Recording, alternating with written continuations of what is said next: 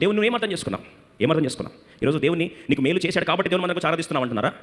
మేలు చేయకపోయినా ఆరాధిస్తా, ఇచ్చిన ఆరాధిస్తా, ఇవ్వకపోయినా ఆరాధిస్తా, స్వస్థపరిచిన ఆరాధిస్తా, స్వస్థకపోయినా ఆరాధిస్తా. ఎందుకంటే ఆయన నా తండ్రి, ఆయనతో నాకేముంది? బంధం ఉంది. And worship depends on relationship. It is not a transaction. మేలు చేస్తే ఆరాధించాలి, లేకపోతే కాదు. ఆయన చేసిన ఆరాధిస్తా, చేయకపోయినా ఆరాధిస్తా. సాతాను ఎప్పుడు కూడా తప్పును, దోషమును, మనలో వెలితిని, మనలో నెగిటివిటీని దేవుడు నేరారోపణ చేయకపోయినా సరే సాతాను నిరంతరం ఏం చేస్తాడు? సహోదరుల మీద నేరము మోపు వాడైన అపవాది పడొచ్చి, అదమ్మా నువ్వు దిగంబరం దిగ, అరే నేను ముందు నుంచి దిగంబరం ఉన్నాను చెప్పడం సాధ కాలేదా? ఈరోజు కొత్తగా దిగంబరం అయినా నేను.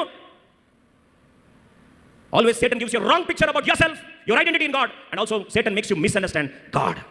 సాతాను దినదినం చేసే ప్రయత్నం తెలుసా? నువ్వు దేవుని అపార్థం చేసుకోవాలి. ఒక కీడు జరిగిందా, ఒక జరగడం జరిగిందా అంటే దేవుని దూషించి చచ్చిపోని రెచ్చగొడతాడు లోపల నుంచి. ఏం చేశావని నీ రోజులు? నీ దేవునికి ఏం చేశాడు? ఇంత చేస్తే కూడా దేవునికి మేలు చేశాడా? ఇంత దేవుని సేవిస్తే నీకు మేలు చేశాడా? ఇంతగా దేవుని కొరకు సాక్రిఫైస్ చేసుకుంటే నీకు దేవుడు ఏం చేశాడని ఈ ప్రశ్నలు తీసుకొచ్చేది సాతానుడే. ఎందుకు తెలుసా? వాడు దేవుని అపార్థం చేసుకొని ఒక ట్రాన్సాక్షన్ బిజినెస్ డీల్గా చూపిస్తాడు. It is a satanic thinking. అది సాతాను ఆలోచన.